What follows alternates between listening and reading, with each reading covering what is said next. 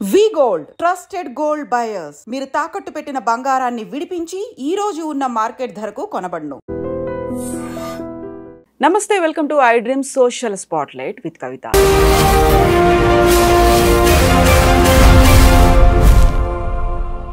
దేశవ్యాప్తంగా సంచలనం కలిగించినటువంటి Kolkata RG Kar medical college and hospital student trainee doctor అయినటువంటి అభయ అత్యాచారం హత్య కేసుకి సంబంధించి తీర్పు మీద ఎందుకింత వ్యతిరేకత ఆందోళన వ్యక్తమవుతోంది. దీంతో పాటుగా దేశవ్యాప్తంగా మళ్ళీ ఆందోళనలు చేస్తాము అంటూ మెడికోస్ ఎందుకని వార్నింగ్ ఇస్తున్నారు, పేరెంట్స్ కూడా ఎందుకని యాక్సెప్ట్ చేయలేకపోతున్నారు. కోర్టు అయితే సంజయ్ రాయ్కి చచ్చేంత వరకు జీవిత ఖైదు విధించినప్పటికీ కూడా పై కోర్టుకు వెళ్తాము అని అభయ పేరెంట్స్ ఎందుకంటున్నారు. యాక్చువల్గా ఇక్కడ మిస్ అవుతోంది ఏంటి?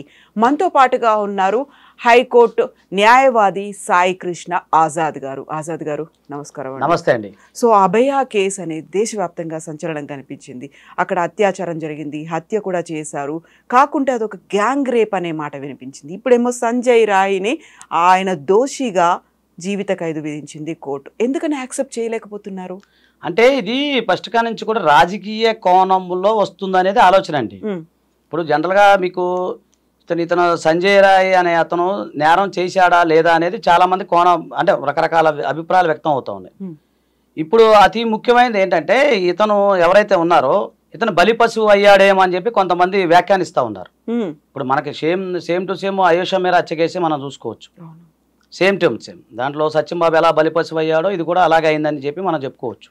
సో ఇలాంటి ఘటన మళ్ళీ సేమ్ పునరావృతం అయింది అని చెప్పేసి మన తెలుగు ప్రజలు అనుకుంటున్నారు వాస్తవం అయితే.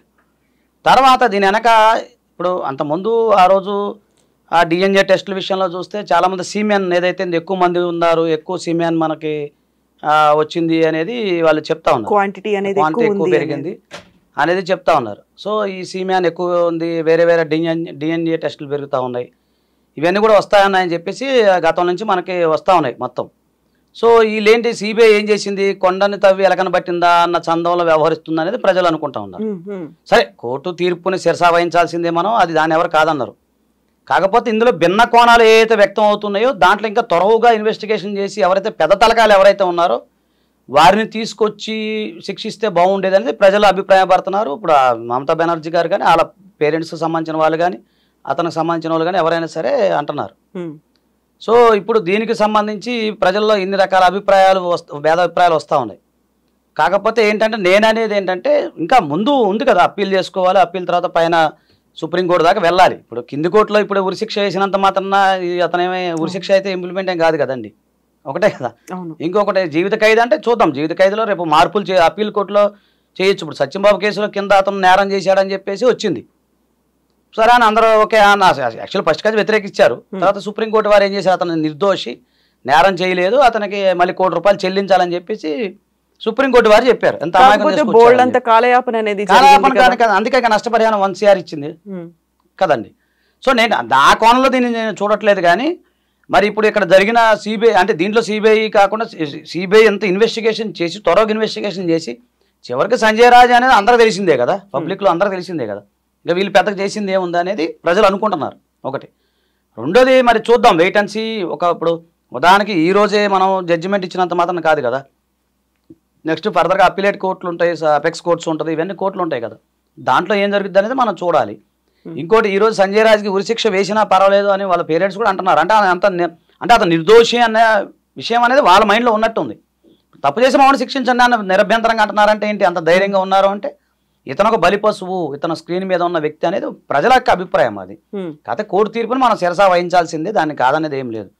కాకపోతే ఫర్దర్గా అప్పీల్ ఏదైతే ఉందో అంటే ఇప్పుడు హైకోర్టు అప్పీలో సుప్రీంకోర్టు అప్పీలో ఇవన్నీ అయిన తర్వాత కదా మనం అతను దోషాన్ని నిర్దోషాన్ని తేల్చాల్సింది. సో ఇక్కడ అతను దోషి అన్నప్పుడు శిక్ష యథాప్రకారంగా నడుస్తుంది. తర్వాత మరి నెక్స్ట్ అప్పీలేట్ కోర్టు ఏం చెప్తుంది అనేది మనం చూడాలి ఒకటి. అంటే మన తెలుగు ప్రజలందరికీ సత్యంబాబు కేసు అనేది సుపరిచితం కాబట్టి జనరల్గా అదే ఇది అవుతుందని మనం టాలీ చేసుకోగలుగుతున్నాం ఒకటి. ఇప్పుడు మీరు అన్నట్టుగానే ఆ సీమియన్ ఏదైతే ఉందో దాదాపు 6 డిఎన్ఏలు ఉన్నాయి దాంట్లో అని చెప్తా ఉన్నారు. తర్వాత అవయవాలకు సంబంధించిన బిజినెస్ జరుగుతూ ఉందని, అక్రమాలు అవకతవకలు ఉన్నాయి, అంతకుముందు ప్రిన్సిపాల్ ఎవరైనారో ఆయన మీద కొన్ని ఆరోపణలు వచ్చినాయి అని చెప్పేసి ఈ విషయం ఈ అమ్మాయికి తెలిసి అయిందా అనేది ఇన్ని రకాల ఉన్నాయి. కానీ లీగల్ కోణాలు వేరు, జనరల్గా మనం అనుకునే కోణాలు వేరు. సో మామూలుగా వచ్చింది మనం టీవీలో చెప్పేదో పత్రికలో వచ్చేది అది కన్సిడర్ చేయదు కదా కోర్టు. మరి ఇన్వెస్టిగేషన్లో ఏం తేలింది అనేది చూడాలి. తర్వాత అతని యొక్క సంబంధించిన అదే చెవు ఏదైతే మన మాట్లాడతారు కదా ఫోను మైక్రోఫోన్, అది ఇయర్ ఫోన్స్ ఏవైతే అవి దొరికినాయి అని దాన్ని పట్టుకొని అంటే అందులో పెద్దగా ఏమి ఇన్వెస్టిగేషన్ జరిగింది అనేది మనం ఆలోచించాలి. ఇప్పుడు సత్యంబాబు విషయంలో కేవలం అతనికి కాలి ముద్రను బట్టే శిక్ష విధించారు, మిగతా ఏం దొరకలేదు, సర్కమస్టెన్స్ ఎవిడెన్స్. సో ఇందులో కూడా ఏదో ఒక ఇయర్ బడ్స్ అవి దొరికినాయి అని చెప్పేసి అంతే తప్ప ఏం దొరికినది మనం చూడాలి, అది ఇన్వెస్టిగేషన్లో చూడాలి. కాకపోతే ఏంటంటే అండి దీని వెనక బలమైన వ్యక్తులు ఎవరైతే ఉన్నారో, ఇప్పుడు అందరూ కూడా అదే అంటున్నారు కదండి, ఇప్పుడు ఇతను ఒక పావు అంతే కదా, తెర ముందు ఒక చిన్న పావు అనమాట. నడిపించిన శక్తులు ఎవరున్నారు, జరిగినవి ఏంటి, ఇవన్నీ తెలియాలి అనేది, లోతుకి ఇన్వెస్టిగేషన్ జరగాలి అనేది అందరూ కోరుకుంటున్నారు.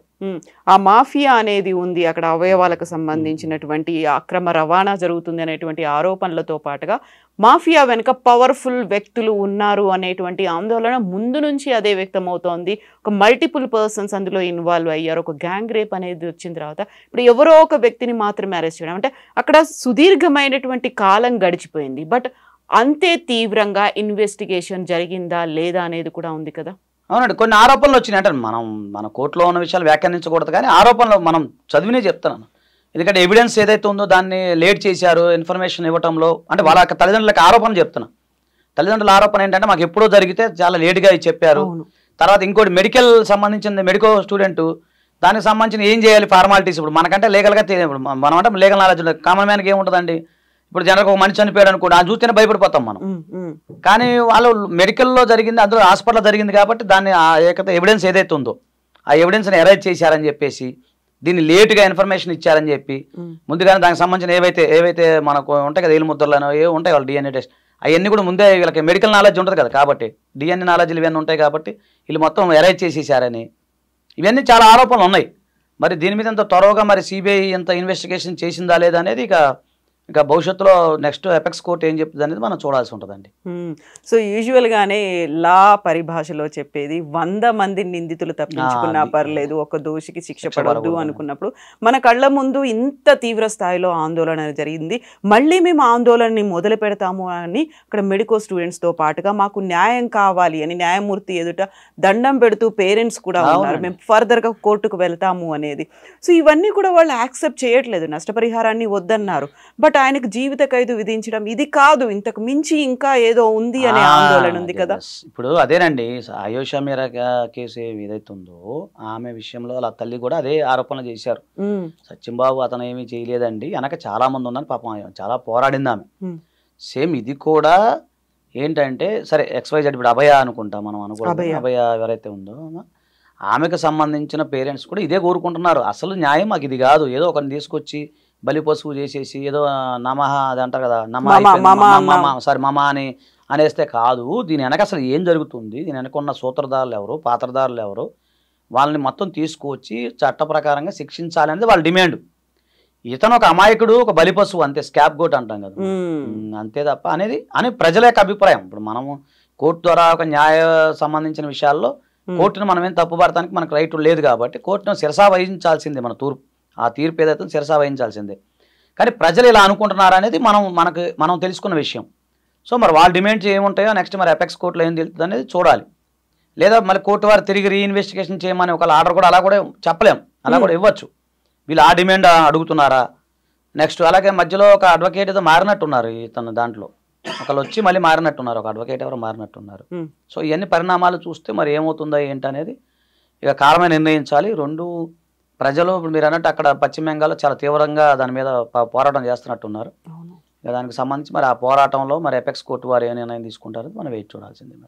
సో ఫర్దర్గా అయితే ఇటు అభయ పేరెంట్స్ వెళ్ళొచ్చు పై కోర్టుకి, ఆ తర్వాత కావాలి అనుకుంటే ఇప్పుడు సంజయ్ రాయ్ పేరెంట్స్ ఎవరైతే నిందితుడు ఉన్నారో ఆయన పేరెంట్స్ కూడా వెళ్ళొచ్చు. ఆ తర్వాత ఈ ఆందోళనని ఇంత తీవ్రం చేస్తే కోర్టు కూడా సుమోటోగా తీసుకుంటుందా? ఇది ఏముండదండి, క్రిమినల్ కేసులో సుమోటో అనేది పదం అనేది ఏముండదు. కానీ నెక్స్ట్ జనరల్గా ఇప్పుడు ఈ అమ్మాయి తరపున ఎవరైతే ఉన్నారో గవర్నమెంట్ వారు ఎవరైతే ఉన్నారో పబ్లిక్ ప్రాసిక్యూటర్ వాళ్ళు ప్రాసిక్యూషన్ వారు అప్పీల్కి వెళ్తారు. లేదు ఇప్పుడు ఇందులో ఇతనికి శిక్ష పడింది కదా, శిక్ష పడింది కాబట్టి ఇప్పుడు సంజయ్ రాయ్ తరపున వాళ్ళు అప్పీల్కి వెళ్తారు. ఎందుకంటే ఆ శిక్షను తగ్గించడమో లేదా తీసేయడమో చేయడం కోసం వాళ్ళకున్న రైట్ అది. తర్వాత వీళ్ళు వెళ్ళినప్పుడు వాళ్ళకి నోటీసులు వెళ్తాయి ఎలాగో పబ్లిక్ ప్రాసిక్యూషన్ వారికి వాళ్ళ యొక్క వాదనలు వినిపిస్తారు అక్కడ. అట్లా ఆ విధంగా ఒకళ్ళది డిఫెన్స్ ప్రాసిక్యూషన్ వెళ్తుంది. అయితే ఎపెక్స్ కోర్టులో కింది కోర్టులుగా ఇలా ట్రయల్ ఉండదండి. అంటే మామూలుగా క్రాసు చీఫ్ అని ఎల్డబ్ల్యూ పీడీ ఇట్లా ఉంటాయి కదా విట్నెస్లు ఇవన్నీ కింది కోర్టులో ఉండదు. కింది కోర్టులో ఉంటుంది, పై కోర్టులో ఉండదు. పై కోర్టులో వచ్చిన జడ్జిమెంట్ మీద ఆర్గ్యుమెంట్స్ నడుస్తూ ఉంటాయి. సరే ఒకసారి చెప్పలేము సుమోటో కూడా మళ్ళీ తిరిగి విచారణ జరిపించని కూడా చెప్పవచ్చు. ఇది court discretion power of the court. కాబట్టి ఇందులో ఎంతవరకు సాక్ష్యాధారాలు బలంగా ఉన్నాయి లేవు అనేది కోర్టు వారు పరిశీలించి దాని మీద నిర్ణయం తీసుకుంటారు. ఒక జడ్జిమెంట్ వచ్చినప్పుడు మనం దాన్ని కామెంట్ చేయడానికి మనకు రైట్ లేదు కాబట్టి మన తీర్పుని శిరసా వహిస్తూ మనకు అన్యాయం జరిగింది అనుకున్నప్పుడు ఆటోమేటిక్గా పై కోర్టుకి వెళ్ళే రైట్ మనకు ఉంది. దాని ప్రకారం వీళ్ళు వెళ్తే సరిపోతుంది. అది మళ్ళీ రీఇన్వెస్టిగేట్ చెప్పలేము. It may be and may not be, మనం చెప్పలేం కదా. శిక్ష తగ్గచ్చు, పెరగచ్చు, లేదంటే ఉరి శిక్ష కూడా పడవచ్చు. అది మన చేతిలో ఉండదు కదా. ఆ ఎవిడెన్స్ అనేది మనకు ఐడియా లేదు కదా. సో ఆ జడ్జిమెంట్ అన్ని చూసిన తర్వాత నెక్స్ట్ పెడతారేమో, మరి నెట్లో పెడతారేమో చూసిన